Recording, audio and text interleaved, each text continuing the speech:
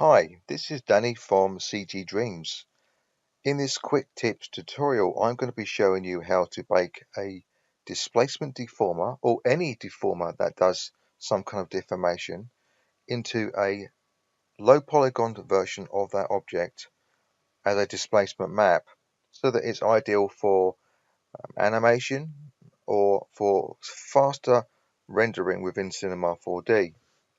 So without further ado, let's just get straight into it. So I'm going to just make a simple sphere. I'm going to make this editable right away. This is a low polygon sphere. I'm just going to show you here in the display the shaded lines. You see it's low polygon. And I'm going to make a duplicate of this. I'm going to call one of them high. The second one is going to be low. Okay. Now the high res one is going to be high res. In order to make it high res, we need to apply some subdivision levels to it. So to do this, we go to the mesh menu. We go to the commands and go to subdivide, and there's a little tiny cogwheel which is for our settings.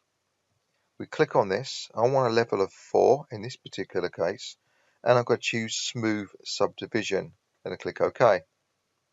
This one is now a high polygon version of the original, which is still low.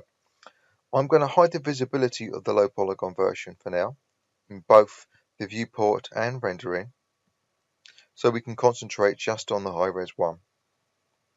I'm now going to add a deformer holding down the shift key. And the one I'm going to choose is a displacer. Holding down the shift key is going to make it a child of the original object selected. In the displacer, for the shading options, I'm going to choose the shader to be from the surfaces.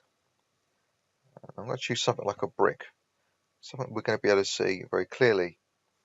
Now the brick has got color information. We don't need this. This is going to be for displacement. So if you click on the shader where the little tiny thumbnail is, you'll see here you've got this displacement mode. You click on this, it will turn it grayscale.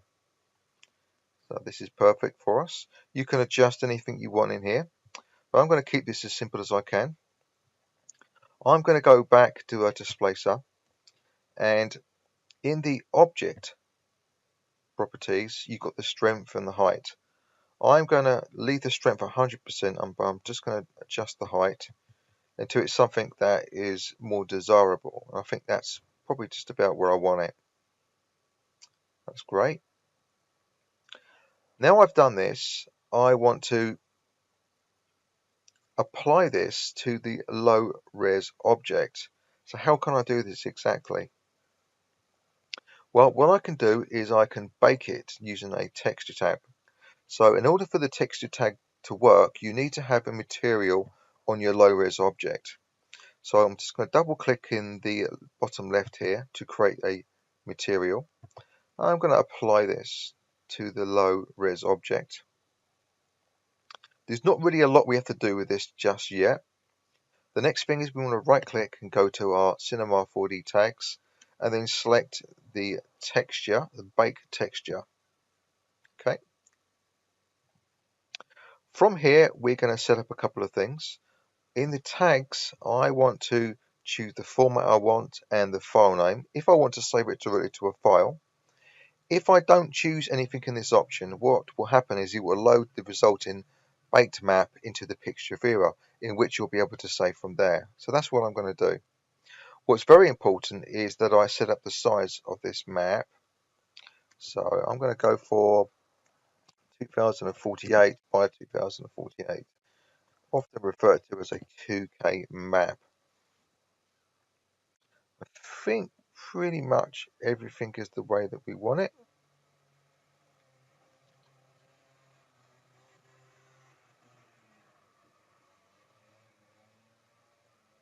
I'm going to go to my options tab now, and I'm going to choose displacement. The displacement I'm going to set to the height of the displacer. You can see here it's 3 centimeters. So let's just do the same. The method, is normally intensity centered. If you were to open up your material that you've applied to your low-res object, you'll see here in the displacement field here, you've got type intensity centered. This is the default one that's normally already applied. So we'll go along with that. It's going to be a subpolygon displacement. It's going to have level 4 to match the level in which we subdivided the original object. I don't want to keep original edges. Don't need none of that on. Round geometry, we'll keep that on. And then a very important step is to make sure that it's got a source. And in the source here, we see displacement. We will drag and drop a high-res object into here. And that height should have been at 3. Just have a little check through this. And then we're good to go. And then basically what we'll do is we will click on bake, and I will come back when this is completed.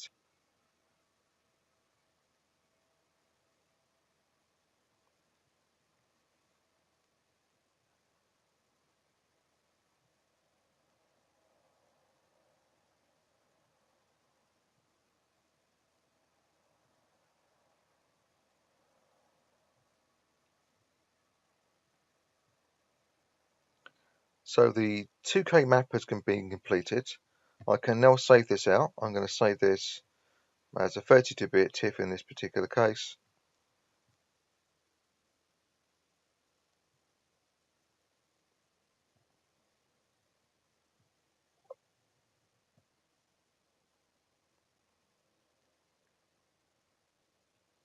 It's just saving that out.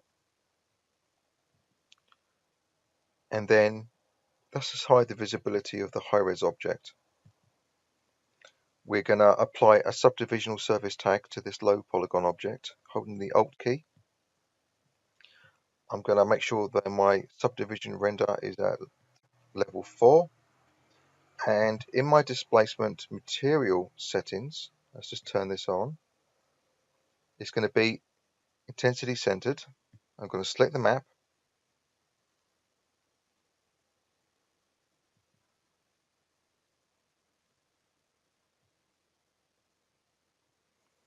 I'm going to make sure that my height is at 3, what it originally was. This is going to maintain the consistency between the original. Subdivision is going to be applied via the sub polygon displacement. Level 4, round geometry. Don't have to keep original wedges. In this particular case, it's fine. And then we should be good to go.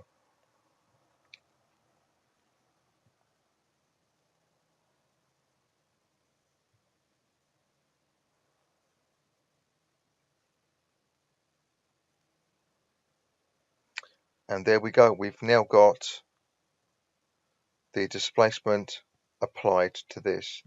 We're going to go back in there and just increase this height a little bit.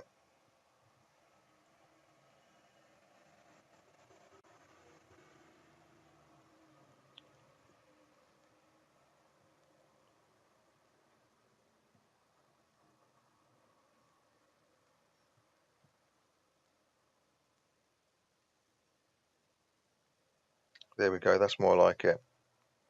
So this method is showing you how you can bake from one object to another directly into a displacement map.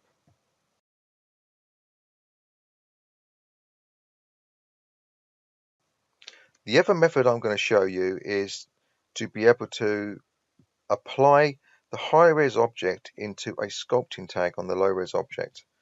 So let's go for this method. I'm going to just backtrack so we've got our low-res object again. No materials at all in the scene, so we can see what we're dealing with from the start.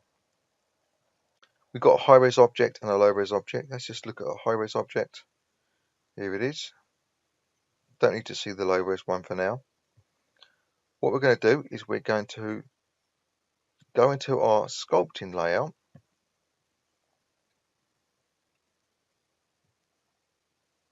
And inside the sculpting layout, we've got this project mesh.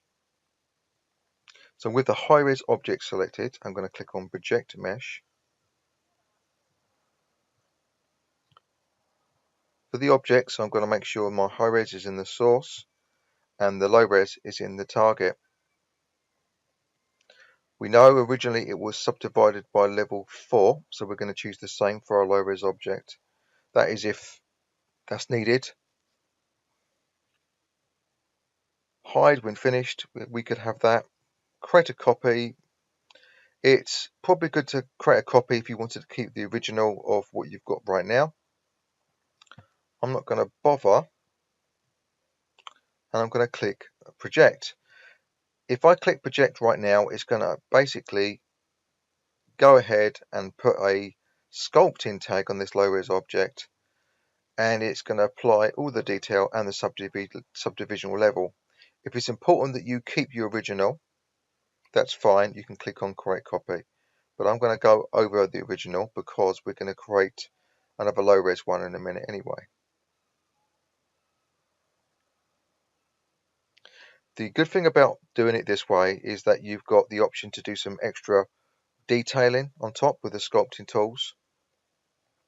And also you get to view in the viewport exactly what the resulting projections turned out like. And you can see there it's been pretty good with the way that it's projected it. It's been excellent, in fact. We've no longer got the high-res object visible in the scene. Okay, we're looking at the low-res object with the subdivisionals being applied to it by the sculpting. If we look here, we've got the subd level 4. We go down to level 0, and that's what we've got. We can then add some more detail on top if you want. Now, the secondary advantage of doing it this way is that when you go to bake the sculpted objects to a displacement map, it will create the material for you automatically and set up the displacement for you automatically based upon the detail that you've got and you need for the displacement. So we're going to go ahead and do this. We're going to click Bake Sculpt Objects, and we're going to choose a destination file name.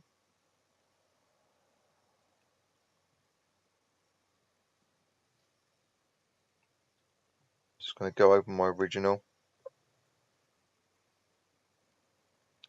Don't need 8K in this particular case. A 2K map is more than enough. And we're going to create a resulting copy of this. This means that we're still going to have our original sculpting mesh that we can go back to another time if we want to. In the options, we need to make sure that we've got the type of map that we want to create, which is a displacement. It automatically set it up to be the highest level, which is going to project in from onto the lowest level. Okay, so it knows the height depth that it needs between the two levels for the map. The next thing we need to do is we need to go and change the method to intensity centered for a displacement map, rounded geometry, and then we can go ahead and bake it.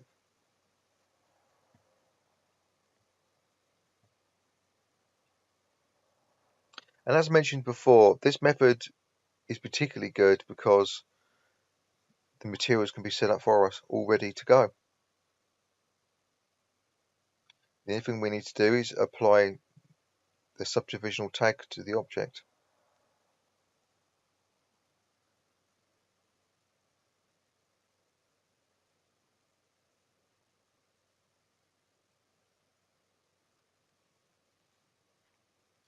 There we go.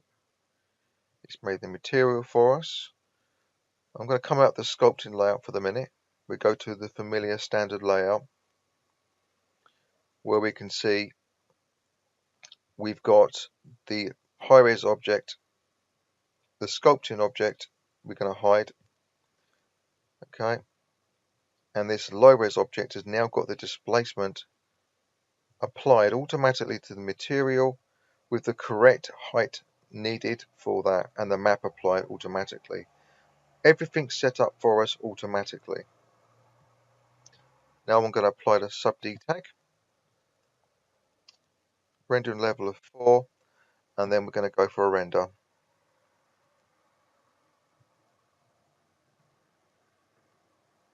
there we go. So there's two methods there in which we can bake a displacement deformer or another deformer into a displacement map. So I hope you found this useful, and check out more tutorials that I've already done and the ones coming in the future. So thanks for watching, and bye for now.